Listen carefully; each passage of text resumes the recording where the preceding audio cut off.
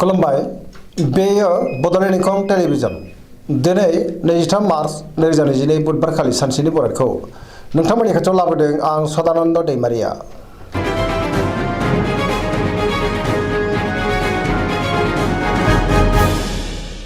सिगां फरायनो लादों मेष राशि गिबि हांखो अ ल। दिनैनि साना जोबोर मोजां जेरावबो सांग्रां जानो रोंगोन सुथुरखौ गोरलैयैनो फेजेननोबो हागोन। गोजोन आरो गाहाम थासारिखौ मोननो हागोन जेरावबो देरहासार जागोन मावनो लानाय खामानिखौ थि समावनो आरो गोरलैयैनो मावफुंनोबो हागोन। गोसोखौ दिनै जोबोर गोजोननाय मोनगोन। गियाननि आंखाल जानाय नङा गोग्गो आरो गोथों साननो रोंगोन। देहाया मोजाङै थागोन बहानिफ्रायबा मोजां खौरां फैनोबो हागौ। रांखावरियाव दिनै जोबोर मोजां गोबां धोन आरजिनोबो हागोन। बेफार फालांगियाव जोबोर मोजां मुलाम्फा मोनगोन। सोरबा लोगोनि हेफाजाबखौ थोजासे मोनगोन। न'खराव दिनै अनलायनाय फैगोन गुबुनजों मोजां सोमोन्दो लाखिनो रोंगोन। बहाबा थाङोब्ला दिनै जोबोर मोजां आरो मोजाङैनो हान्थिनोबो हागोन। गुबुननि गोसोखौ गोरलैयैनो बोनो हागोन। गोसोनि बोलोआ बांगोन। समाजावबो दिनै गोबां मान मोननो हागोन। लाइमोनफोरा जोबोर रमान्टिक जागोन आरो गावबा गावनि गोसोनि साननायफोरखौबो फोरमायलायनो हागोन। फरायसाफ्राबो फरायनायाव गोसो दुंखांगोन आरो मोजां फिथाइ मोननोबो हागोन।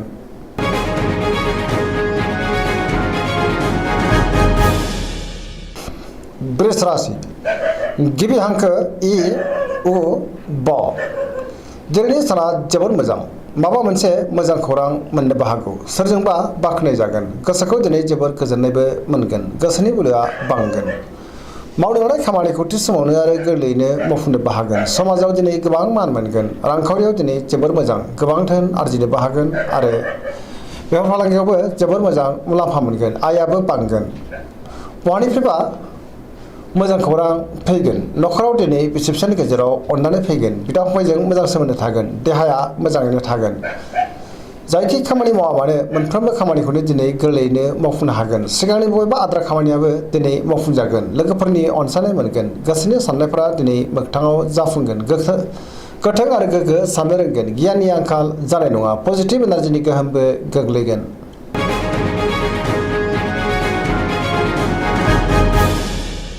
मिथुन राशि गिबि हांखो क स। दिनैनि साना जोबोर मोजां गोसोनि बोलोआ बांगोन। गोबां बिथिङाव जाफुंसार जानो हागोन। गुबुननि अनसायनाय मोनगोन। गोसोखौ दिनै जोबोर गोजोननायबो मोनगोन। गोसोआ जोबोर खुसि जागोन।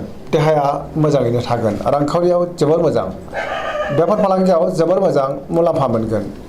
न'खराव दिनै बिसि फिसायनि गेजेराव अनलायनाय फैगोन। समाजाव गोबां मान मोनगोन। गोसोनि साननायफ्रा जाफुंगोन। गोसोनि बोलोआबो बांगोन। मावनो लानाय खामानिखौ थि समावनो आरो गोरलैयैनो मावफुंनोबो हागोन। सोरबा लोगोनि हेफाजाबखौ मोनगोन। गुबुनजों मोजां सोमोन्दो लाखिनो रोंगोन। लाइमोनफोरनि गोसोआ दिनै जोबोर रमान्टिक जागोन आरो गावबा गावनि गोसोनि साननायफोरखौबो फोरमायलायनोबो हागोन।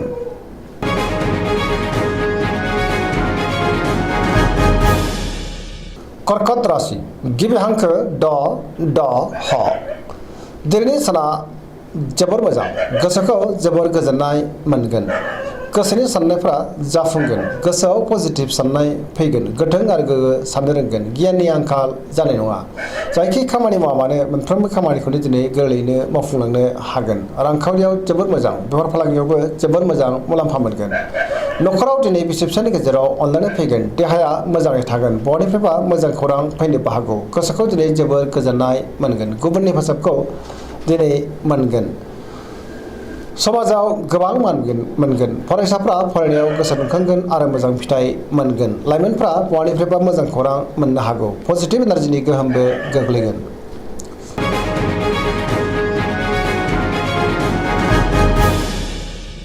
सिंह राशि गिबि हांखो म ट। दिनैनि साना जोबोर मोजां गोसोखौ जोबोर गोजोननाय मोनगोन। बयजोंबो गोरोबनो रोंगोन आरो अनजागोन। गोजोनै थानो हागोन। समाजावबो दिनै गोबां मान मोनगोन।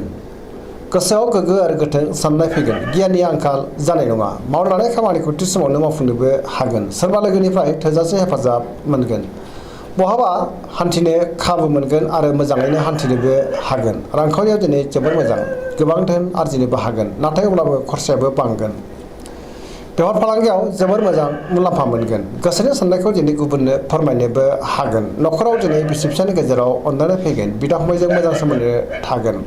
गुबुननि थाखाय गोबां मोजां खामानि मावनानै होनो हागोन आरो गुबुननि गोसोखौ गोरलैयैनो बोनोबो हागोन। देहायाबो दिनै मोजाङैनो थागोन। अब्लाबो नाथाय जानाय लोंनायाव सांग्रां जानांगोन। पजिटिभ एनार्जिनि गोहोमबो गोग्लैगोन।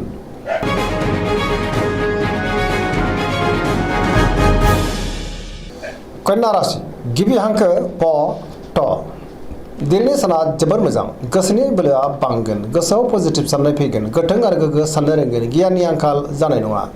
मोनफ्रोमबो खामानिखौनो दिनै मावफुंलांनो हागोन।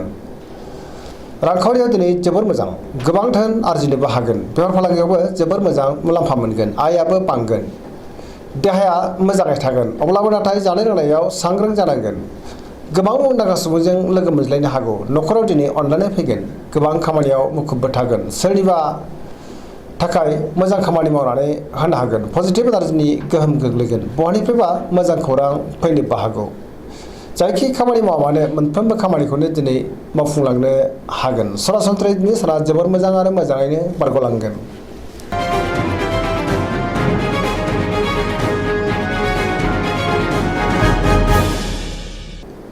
तुला राशि गिबि हांखो र ट दिनैनि साना जोबोर मोजां। गोसोनि साननाया जाफुंगोन। गोसोनि साननायखौ दिनै गुबुननो फोरमायनोबो हागोन। मावनो हानाय खामानिखौ थि समावनो आरो गोरलैयैनो मावफुंनोबो हागोन। देहाया मोजाङै थागोन। रांखावरियाव जोबोर मोजां। गोबां धोन आरजिनोबो हागोन। मोननो गोनां धोनखौबो दिनै मोननो हागोन। न'खराव बिसि फिसायनि गेजेराव अनलायनाय फैगोन। गुबुनजों मोजां सोमोन्दो लाखिनो रोंगोन।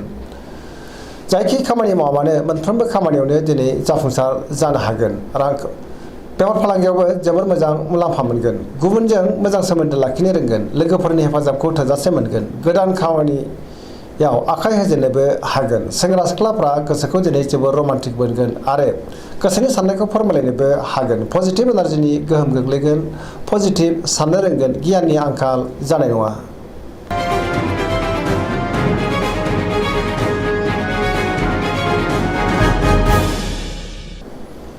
वृश्चिक राशि गिबि हांखो न स दिनैनि साना जोबोर मोजां। गोसोखौ दिनै जोबोर गोजोननाय मोनगोन। समाजाव लोगो लेवा बांगोन। सोरबा गोजाम लोगोजों बहाबा लोगो मोनज्लायनोबो हागौ। न'खराव बिसि फिसायनि गेजेराव अनलायनाय फैगोन। बिदा फंबायजों मोजां सोमोन्दो थागोन। गोसोआव गोग्गो आरो गोथों साननाय फैगोन। मावनो हानाय खामानिखौ थि समावनो आरो गोरलैयैनो मावफुंनोबो हागोन। सिगांनि बबेबा आद्रा खामानिखौबो दिनै गोरलैयैनो मावफुंनो हागोन। गोसोनि साननाया जाफुंगोन। गोसोनि बोलोआ बांगोन। समाजाव गोबां मान मोननो हागोन। न'खराव दिनै बिसि फिसायनि गेजेराव अनलायनाय फैगोन। बहानिफ्रायबा मोजां खौरां फैनोबो हागौ। रांखावरियाव मोजां नाथाय अब्लाबो खरसायाबो बांगोन। बेफार फालांगियाव जोबोर मोजां। देहायाबो मोजाङै थागोन। गुबुननि हेफाजाबखौ थोजासे मोनगोन। फरायसाफ्रा फरायनायाव गोसो दुंखांगोन आरो मोजां फिथाइ मोनगोन। लाइमोनफोरा दिनै जोबोर रमान्टिक जागोन आरो गोसोनि साननायखौ फोरमायलायनोबो हागोन।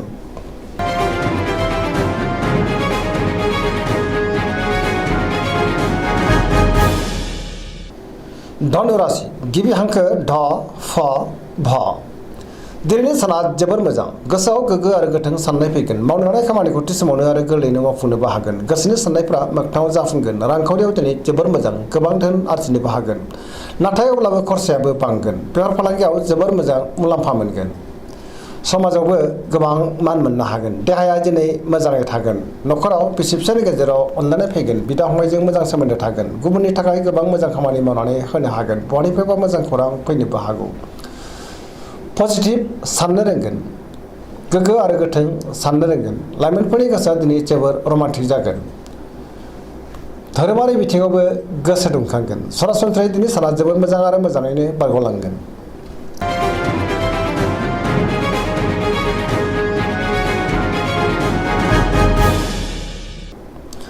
मकर राशि गिबि हांखो ख च दिनैनि साना जोबोर मोजां। गोसोखौ जोबोर गोजोननाय मोनगोन। गोसोनि बोलोआ बांगोन। गोसोनि साननायखौ दिनै गुबुननो फोरमायनोबो हागोन। सिगांनि बबेबा आद्रा खामानियाबो दिनै मावफुंजागोन। रांखावरियाव जोबोर मोजां। आयाबो बांगोन। मोननो गोनां धोनखौबो मोननो हागोन। बेफार फालांगियावबो जोबोर मोजां मुलाम्फा मोनगोन। गुबुनजों मोजां सोमोन्दो लाखिनो रोंगोन। बहानिफ्रायबा मोजां खौरां फैनोबो हागौ।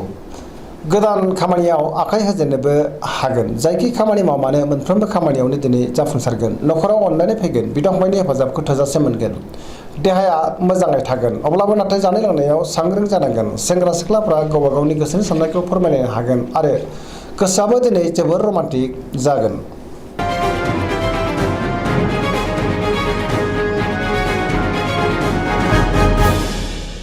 कुम्भ राशि गिबि हांखो ग स स दिनैनि साना जोबोर मोजां गोसोआव बोलो फैगोन गोसोखौ दिनै जोबोर गोजोननायबो मोनगोन मावनो लानाय खामानिखौ थि समावनो आरो गोरलैयैनो मावफुंनोबो हागोन सिगांनि बबेबा आद्रा खामानिखौबो दिनै गोरलैयैनो मावफुंनो हागोन बयनिफ्रायबा मोजां खौरां फैनोबो हागौ गोबां मोजां खाबु फैनोबो हागौ नखराव बिसि फिसायनि गेजेराव अनलायनाय फैगोन बिदा फंबायजों मोजां सोमोन्दो थागोन रांखावरियाव जोबोर मोजां बेफार फालांगियावबो जोबोर मोजां देहायाबो मोजाङै थागोन गुबुननि थाखाय गोबां मोजां खामानि मावनानै होनोबो हागोन बिमा बिफानि अननाय आरो बोरखौ मोननो हागौ बहाबा दावबायहैब्ला दिनै जोबोर मोजां आरो मोजाङैनो हान्थिनोबो हागोन पजिटिभ एनार्जिनि गोहोमबो गोग्लैगोन लाइमोनफोरा जोबोर रमान्टिक जागोन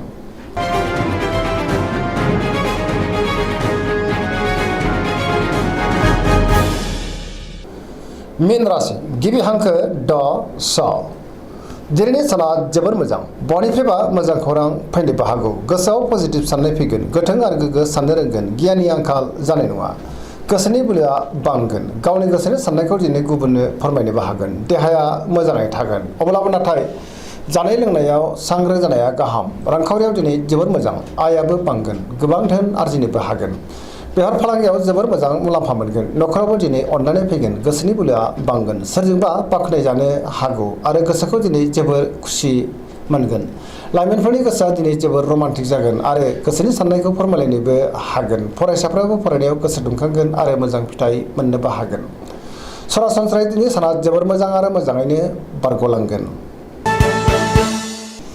दिनैनि राशि फरायनाया एसेनोसै जोबनायाव बेखौनो खावलायो जाहाथे नोंथांमोना सानफ्रामबो जोंनि बे बड'लेण्ड इंखं टेलिभिजनखौ नायबाय थायो आरो साबस्क्राइब खालामो लोगोसे लाइक खालामो आरो शेयार खालामो एसेनोसै गोजोन्थों।